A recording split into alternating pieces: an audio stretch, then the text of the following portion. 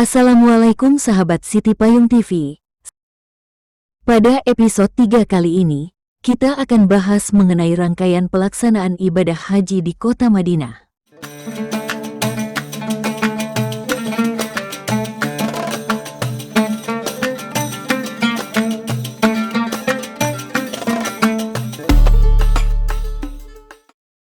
Kota Madinah memiliki julukan Al-Munawwaroh, yang artinya kota yang bercahaya.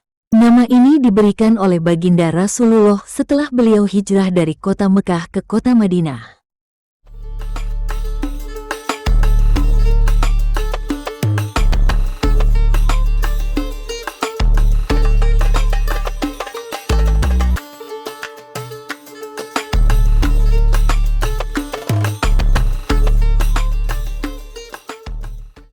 Pada episode sebelumnya telah kita bahas mengenai rangkaian pelaksanaan ibadah haji di embarkasi.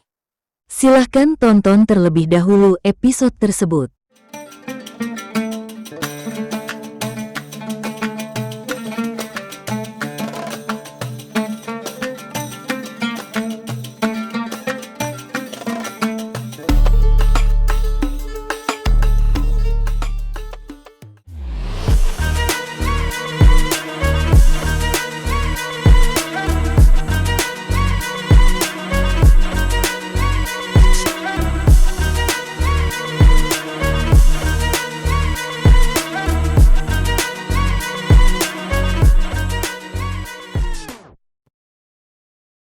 لبيك اللهم لبيك لبيك لا شريك لك لبيك إن الحمد والنعمة لك والملك لا شريك لك.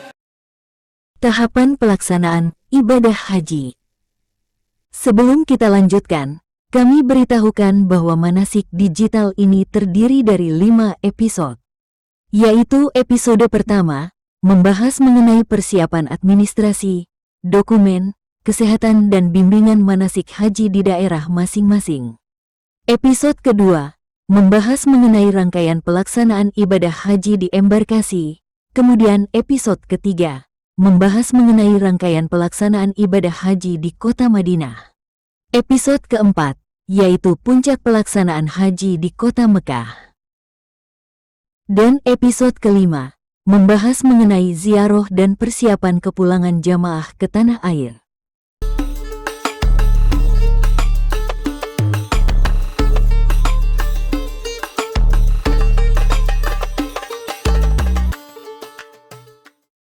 Tahapan berikutnya, yaitu rangkaian pelaksanaan ibadah haji di Madinah.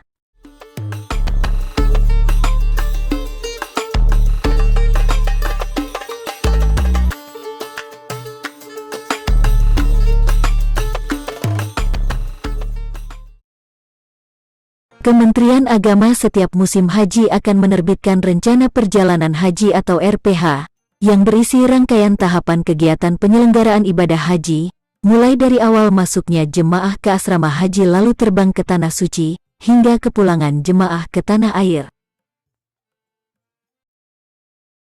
Pemberangkatan jemaah haji terdiri dari 2 gelombang, yaitu gelombang pertama, jemaah haji akan diberangkatkan dari tanah air menuju Madinah. Kemudian jemaah menjalani rangkaian ibadah di antaranya, Arba'in, yaitu sholat berjamaah selama 40 waktu berturut-turut di Masjid Nabawi.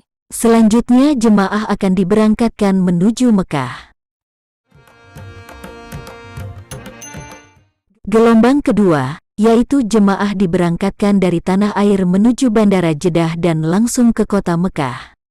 Jemaah akan melaksanakan rangkaian ibadah di kota Mekah. Setelah puncak pelaksanaan ibadah selesai, secara bertahap jemaah akan diberangkatkan ke Madinah untuk menjalani Arba'in, kemudian jemaah akan dipulangkan dari Madinah menuju tanah air. Sebelum kita lanjutkan, mohon dukungannya terhadap channel ini dengan mengklik tombol berikut.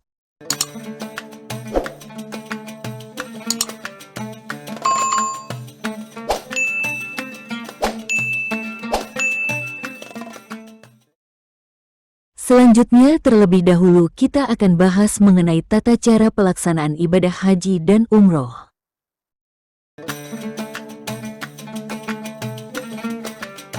Berikut yang juga wajib dipahami jamaah yaitu tata cara pelaksanaan ibadah haji terbagi 3, yaitu qiran, ifrad, dan tamatu.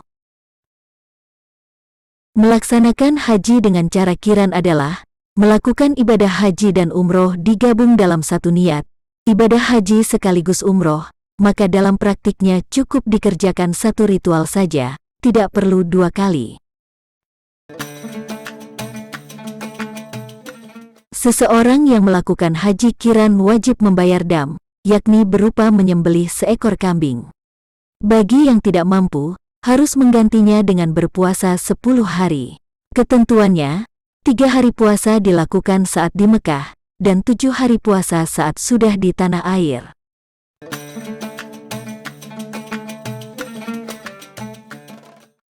Kedua, haji ifrad, yaitu memisahkan antara ritual ibadah haji dan umroh. Haji ifrad dilaksanakan dengan cara sebagai berikut. Pertama, melaksanakan haji saja, tanpa melaksanakan umrah. Kedua, melaksanakan haji terlebih dahulu, kemudian melaksanakan umrah setelah selesai haji.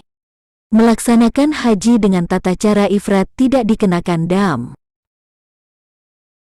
Ketiga, haji tamatuk, yaitu mengerjakan ibadah umroh dahulu baru haji. Haji tamatu yaitu seseorang melaksanakan umrah terlebih dahulu lalu bertahalul, kemudian berihram haji dari Makkah atau sekitarnya pada 8 Zulhijjah atau 9 Zulhijjah tanpa harus kembali lagi dari mikat semula. Namun jamaah tersebut wajib membayar dam, seperti dam haji qiran. Pelaksanaan haji bagi jamaah Indonesia kebanyakan mengambil haji tamatu, yaitu dengan melaksanakan umrah terlebih dahulu kemudian baru melaksanakan ibadah haji. Oleh karena itu jemaah yang berhaji dengan tamatu, hendaklah menyiapkan dam. Selama ini pembayaran dam oleh jemaah haji dilakukan secara personal. Namun pada kenyataannya, proses ini banyak diselewengkan oleh para oknum pengepul yang tidak bertanggung jawab dan tidak dilaksanakan sesuai ketentuan syariah. Oleh karena itu, pemerintah mencoba mengatur tata kelola dam untuk para petugas dan jamaah haji Indonesia agar sesuai ketentuan syariah. Kedepannya dam jamaah haji di Indonesia akan dikelola oleh Kementerian Agama yang bekerja sama dengan Basnas dan dibantu pihak-pihak terkait. Kerjasama tersebut dalam rangka mengoptimalkan pengelolaan dam jemaah haji Indonesia, agar daging dam dapat disalurkan ke Indonesia. Kebijakan Menteri Agama yang mengarahkan agar dam bisa kembali ke Indonesia dan dapat dimanfaatkan untuk ikut serta mengatasi kemiskinan ekstrim. Saat ini pemerintah mencoba menyusun skema tata kelola dam untuk tahun 2025 dengan menyembelih hewan dam di Indonesia, dan dagingnya akan didistribusikan kepada fakir miskin yang ada di tanah air. Untuk itu dihimbau kepada jamaah agar membayar dam kepada pengelola dam yang ditunjuk oleh Kementerian Agama melalui petugas kloter masing-masing. Selanjutnya kita akan bahas mengenai mikot jamaah haji Indonesia. Bagi jamaah haji sebelum melaksanakan ibadah haji wajib terlebih dahulu mengetahui mikat atau tempat dimulainya jamaah haji untuk berihram sekaligus memulai niat. Gelombang pertama, jamaah haji Indonesia menuju Madinah terlebih dahulu. Jamaah akan mengambil mikat di Bir Ali, yang berlokasi 11 km dari Masjid Nabawi, Madinah. Jamaah haji gelombang 2 yang turun di Jeddah memiliki beberapa opsi pengambilan mikat, yaitu 1. Bisa di asrama haji embarkasi, 2. Di dalam pesawat ketika pesawat melintas sebelum atau di atas Yalamlam atau Karn Al-Manazil 3. Bandara Raja Abdul Aziz, Jeddah.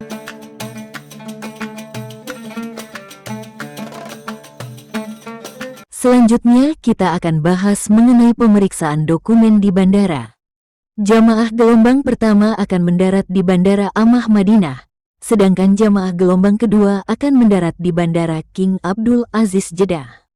Setelah jamaah mendarat di Bandara Amah Madinah atau Bandara King Abdul Aziz Jeddah, jemaah langsung turun dari pesawat secara tertib. Kemudian jamaah langsung menuju konter pemeriksaan dokumen paspor.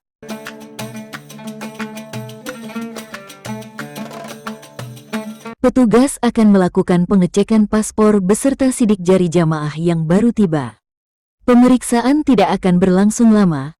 Hal tersebut dikarenakan seluruh jamaah saat proses dokumen di tanah air telah melakukan perekaman biovisa, sehingga petugas imigrasi Arab Saudi hanya perlu mencocokkan data. Setelah pemeriksaan dokumen paspor selesai, jamaah akan menuju ruang tunggu kedatangan. Jamaah juga akan melewati pemeriksaan X-ray untuk barang bawaan dan tas kabin. Adapun untuk koper bagasi, akan diurus oleh petugas. Jamaah akan menerima koper bagasi setelah sampai di pemondokan atau hotel.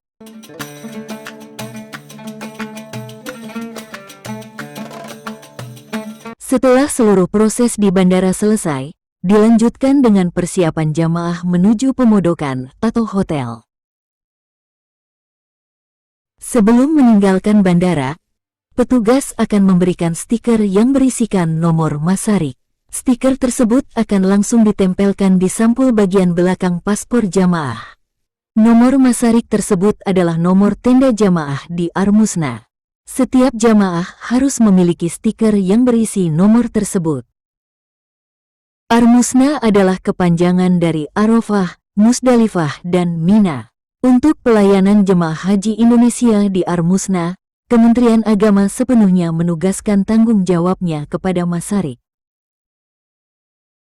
Selanjutnya jamaah menaiki bus secara tertib menuju hotel atau pemondokan. Pada saat akan menaiki bus, petugas maktab akan mengambil paspor semua jamaah.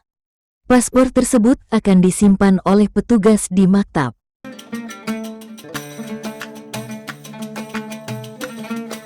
Maktab atau markas adalah kantor yang diberi kewenangan pemerintah Arab Saudi untuk mengurus penyiapan layanan jemaah haji. Semua paspor jamaah disimpan di maktab agar tidak hilang. Paspor jamaah akan dikembalikan lagi pada saat mereka akan pulang ke tanah air bagi jamaah gelombang pertama, atau saat akan ke Madinah bagi gelombang kedua.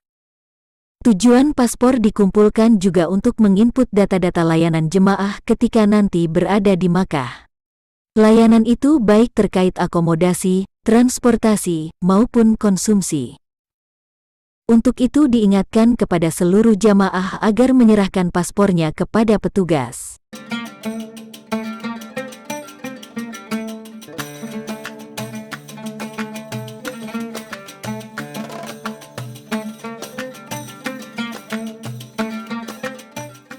Setibanya di hotel, jamaah akan disambut oleh petugas.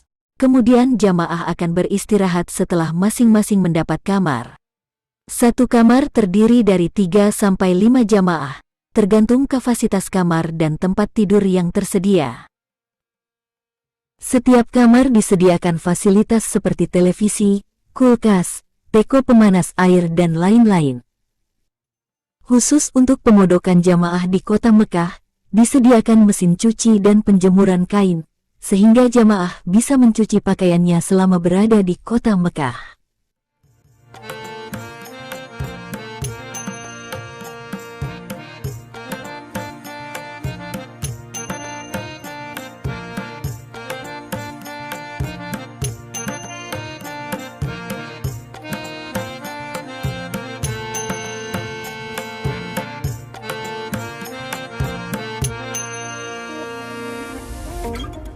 Ada beberapa hal yang perlu diperhatikan oleh jamaah setelah tiba di pemondokan. Antara lain, Begitu sampai di pemondokan atau hotel, jamaah haji bisa langsung meminta kartu nama hotel atau mencatat nama hotelnya. Bila perlu memfoto nama hotel di bagian depan gedung tersebut. Hal ini untuk memudahkan jamaah mengenali hotel tempat pemondokannya.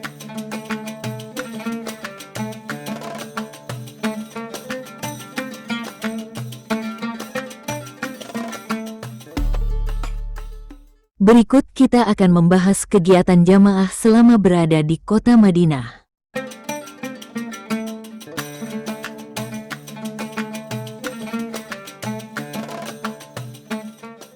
Untuk jamaah yang berangkat di gelombang pertama, akan berada di Madinah terlebih dahulu. Setelah jamaah beristirahat sejenak di hotel atau pemondokan, jamaah akan langsung menuju ke Masjid Nabawi.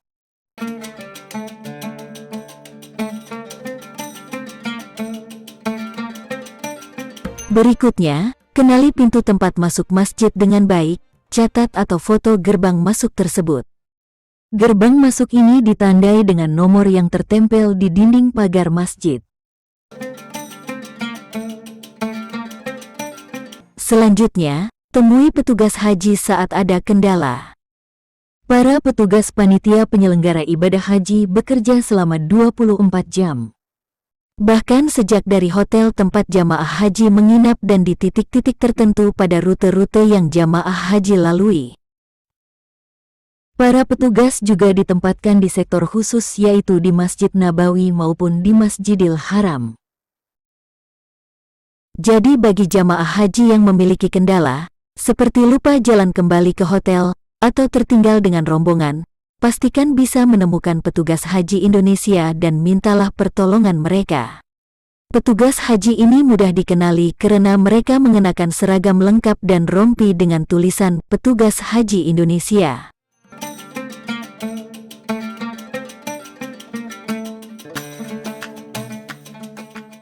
Berikutnya, jamaah haji disarankan pergi berombongan atau berkelompok.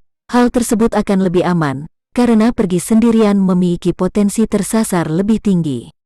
Apalagi bagi jamaah haji yang berkategori lansia. Untuk diketahui, ada petugas khusus yang bertugas di layanan lansia dan disabilitas. Silakan hubungi petugas tersebut jika mengalami kendala atau membutuhkan bantuan. Seluruh hotel jemaah haji Indonesia di Madinah berada di kawasan Markaziyah. Maksudnya, berada pada lokasi-lokasi yang dekat dengan Masjid Nabawi. Jarak terjauh antara hotel jemaah dan Masjid Nabawi adalah sekitar 600 meter dan yang terdekat dari pintu masjid adalah 15 meter. Setelah beristirahat, jamaah akan langsung melaksanakan sholat arba'in. Sholat arba'in adalah sholat berjamaah 40 waktu di Masjid Nabawi, Madinah. Ada sejumlah keutamaan yang terkandung saat melakukan sholat arba'in, sebagaimana hadis Nabi yang artinya, barang siapa sholat di masjidku 40 sholat tanpa ketinggalan sekalipun, dicatatkan baginya kebebasan dari neraka, keselamatan dari siksaan dan ia bebas dari kemunafikan. Hadis riwayat Ahmad. Dalam hadis lain juga dikatakan, sholat di masjidku ini lebih utama dari 1000 kali sholat di masjid selainnya, kecuali Masjidil Al-Haram. Hadis riwayat Bukhari dan Muslim.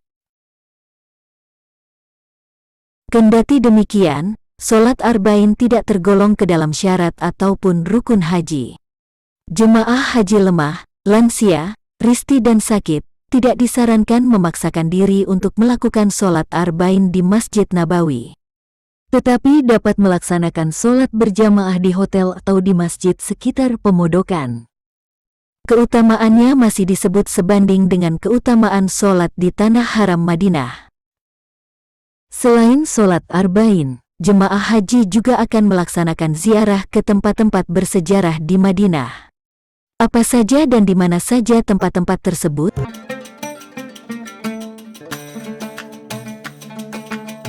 Tempat ziarah tersebut ada yang berada di sekitar Masjid Nabawi dan juga ada yang berlokasi di sekitar kota Madinah.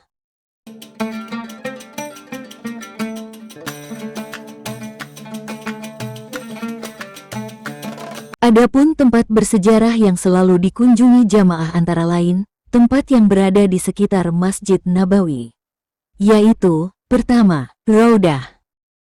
Raudah berada di area Masjid Nabawi yang ditandai oleh bangunan kubah yang berwarna hijau. Kedua, Masjid Al-Ghamamah. Masjid ini terletak kurang lebih sekitar 300 meter di sebelah barat daya Masjid Nabawi. Dulunya area Masjid Ghamamah dan sekitarnya adalah tanah lapang yang digunakan Rasulullah dan para sahabatnya untuk menunaikan sholat Idul Fitri dan Idul Adha. Rasulullah juga pernah melaksanakan sholat istisqa atau sholat meminta hujan di tempat tersebut. Itu sebabnya masjid tersebut dinamakan Al-Ghamamah. Ghamamah artinya awan atau mendung.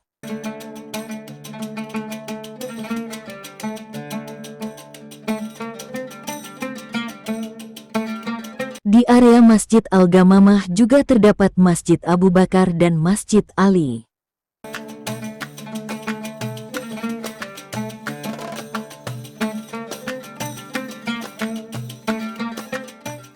Masjid Abu Bakar hanya berjarak beberapa meter dari Masjid Al-Ghamamah.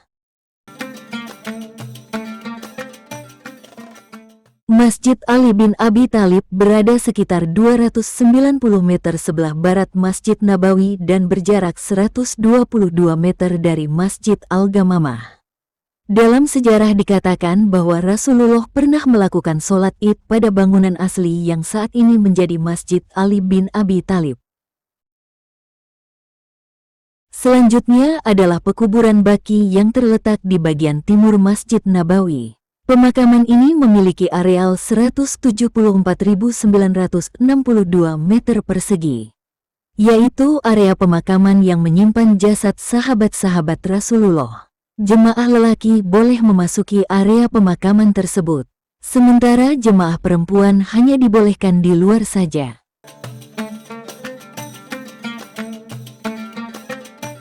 Selanjutnya terdapat juga tempat ziarah yang letaknya agak jauh. Jamaah bisa mengunjunginya dengan menggunakan bus. Adapun tempat tersebut antara lain, yaitu Masjid Quba. Masjid Quba terletak sekitar 4 km dari Masjid Nabawi, Madinah. Masjid ini dipercaya sebagai masjid pertama yang dibangun dan didesain sendiri oleh Rasulullah.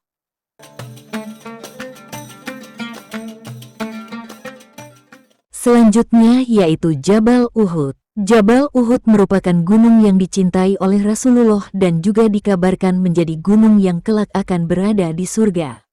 Tentunya merupakan suatu keberuntungan bagi mereka yang sudah pernah melihat Jabal Uhud di dunia. Jabal Uhud juga dikaitkan dengan Perang Uhud, yang mana pada saat itu terdapat 70 sahabat Nabi yang gugur. Salah satunya adalah paman Nabi yaitu Hamzah.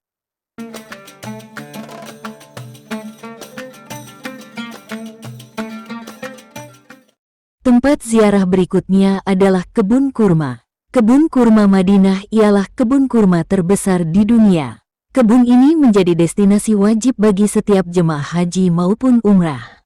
Lokasi kebun berada di dalam kota Madinah, sekitar 5 km sebelah tenggara Madinah. Di tempat tersebut selain berwisata, jamaah juga bisa membeli oleh-oleh kurma dan buah-buahan lainnya.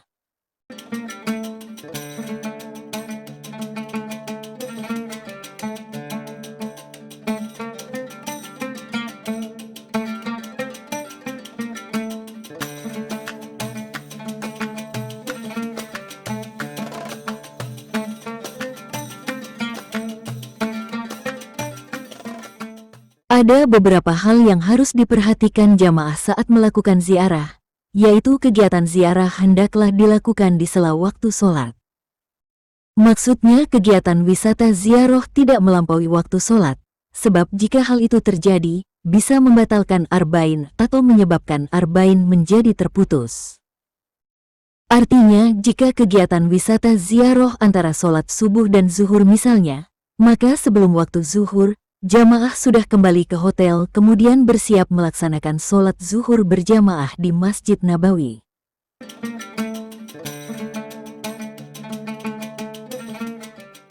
Selanjutnya akan kita bahas mengenai ziarah ke makam Rasulullah atau disebut Raudah.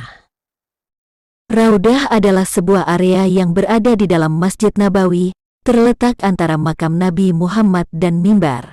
Raudah memiliki ukuran sekitar 330 meter persegi, yaitu memanjang dari arah timur sampai barat sepanjang 22 meter dan dari arah utara sampai selatan sepanjang 15 meter. Raudah adalah tempat bersejarah sekaligus tempat yang mustajabah. Setiap orang yang berdoa di sana pasti akan dikabulkan. Tapi tentu saja doa yang dipanjatkan harus memenuhi syarat dan ketentuan berdoa. Kendati Raudah berada di dalam Masjid Nabawi, bukan berarti hal yang mudah untuk masuk ke dalamnya. Ada ketentuan dan tata cara masuk Raudah yang telah ditetapkan oleh pengelola Masjid Nabawi.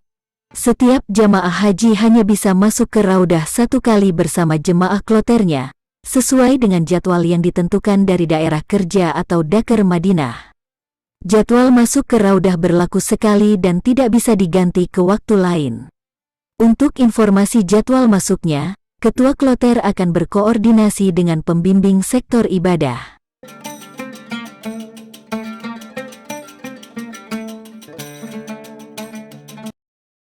Pada jadwal yang telah ditentukan, petugas akan membawa rombongan jamaah kloter menuju sekitar area pintu 37 dan 38, atau pintu pagar 359 Masjid Nabawi 1 jam sebelum jadwal masuk Raudah. Seluruh jemaah agar mengikuti arahan dari petugas. Jamaah yang sudah tiba di Raudah hendaklah menggunakan waktunya sebaik-baiknya, karena jamaah hanya diberi waktu sekitar 10-15 menit saja. Gunakan waktu tersebut untuk sholat dan berdoa sebanyak-banyaknya. Bagi jamaah yang ingin masuk Raudah secara mandiri bisa mendaftar melalui aplikasi Nusuk.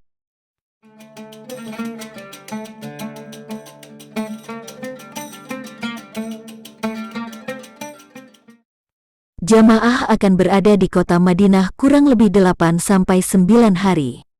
Petugas kloter akan mengkoordinir persiapan pemberangkatan ke Mekah pada H-3. Pada saat akan berangkat meninggalkan kota Madinah, petugas kloter akan memimpin seluruh jamaah untuk ziarah wada.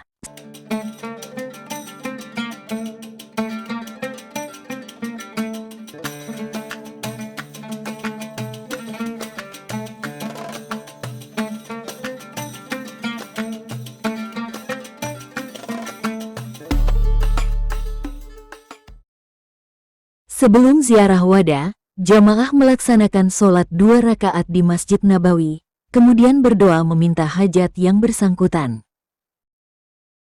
Setelah itu, seluruh jamaah akan menuju makam Rasulullah untuk ziarah wada atau ziarah perpisahan di Masjid Nabawi.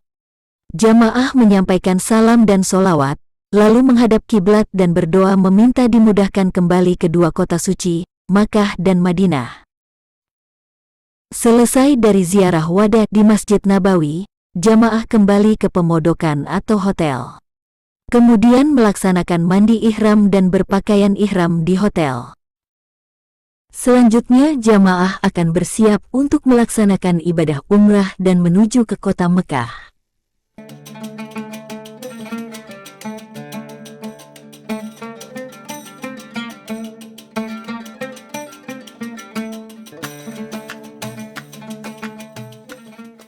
Sebelum kita bahas lebih lanjut, ada beberapa hal yang wajib diketahui dan dipahami oleh jamaah, yaitu mengenai tata cara pelaksanaan ibadah umrah, baik itu syarat, rukun maupun wajib umrah. Syarat umrah: 1. Islam. 2. Balik atau dewasa. 3. Akil atau berakal sehat. 4. Merdeka atau bukan hamba sahaya. 5. Istita'ah atau mampu. Bila tidak terpenuhi syarat tersebut, maka kewajiban tersebut gugur. Wajib umrah adalah berihram dari mikat. Jemaah haji gelombang 1 yang mendarat di Madinah mengambil mikat di Bir Ali atau Zulhulaifah. Jemaah haji gelombang 2 bisa mengambil mikat di asrama haji embarkasi, atau di dalam pesawat ketika pesawat melintas sebelum atau di atas Yalamlam atau Karn al-Manazil, atau di Bandar Udara King Abdul Aziz Jeddah. Jemaah haji yang sudah berada atau mukim di Makkah mengambil mikat di Jiranah, Tanim, Hudaybiyah, dan tanah halal lainnya.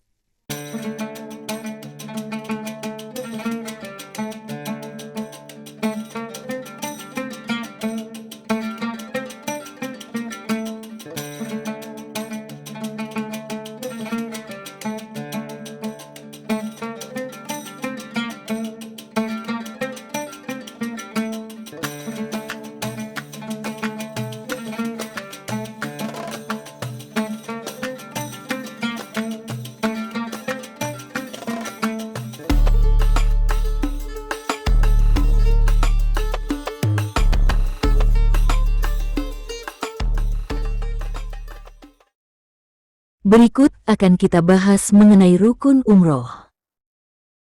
Rukun umrah. 1. Ihram, yaitu niat memulai ibadah umrah. 2. Tawaf mengelilingi Ka'bah. 3. Sa'i, yaitu berjalan 7 kali antara Bukit Safa dan Bukit Marwah. 4. Tahallul, yaitu bergunting atau bercukur. 5. Tertib, yaitu semua rukun dilaksanakan sesuai urutan. Ihram merupakan rukun umroh. Di antara sunnah sebelum ihram adalah mandi ihram. Berikut niat mandi ihram.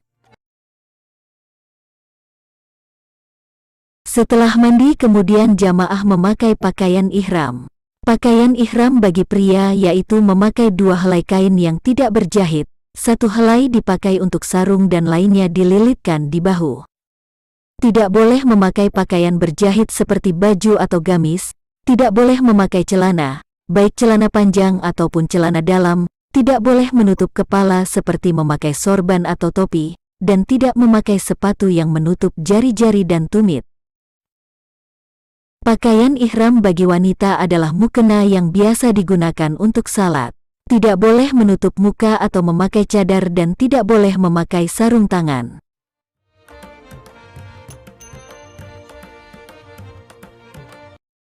Selanjutnya jamaah akan diberangkatkan dengan menggunakan bas, menuju Bir Ali.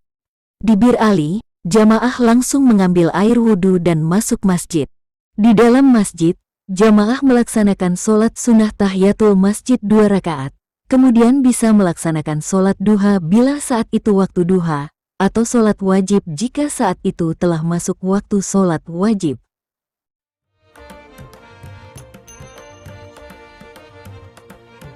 Setelah semua selesai, jamaah bisa membaca niat umrah di masjid atau di atas kendaraan. Bahkan berniat dari hotel di Madinah juga boleh dilakukan. Dari Bir Ali perjalanan dilanjutkan menuju kota Mekah. Selama dalam ihram tidak boleh memakai wewangian, memotong kuku dan rambut atau bulu badan, membunuh atau memburu binatang darat, memotong atau mencabut tanaman di tanah haram, nikah atau menikahkan, bercumbu rayu dan bersetubuh, dan dilarang mencaci maki atau mengucapkan kata-kata kotor. Selama dalam perjalanan menuju Mekah, jamaah hendaklah memperbanyak membaca talbiyah. لبيك اللهم لبيك لبيك لا شريك لك لبيك إن الحمد والنعمة لك والملك لا شريك لك.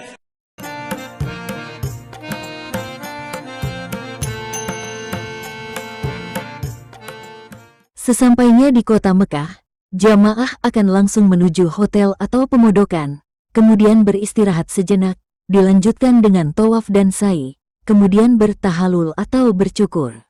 Maka selesailah ibadah umrah jamaah. Demikianlah rangkaian perjalanan ibadah haji di kota Madinah. Berikut akan kita bahas mengenai puncak pelaksanaan ibadah haji di kota Mekah. Ikuti terus channel ini. Di channel ini kita akan sajikan informasi mengenai pelaksanaan ibadah haji dan umrah secara lengkap. Semoga bermanfaat. Terima kasih.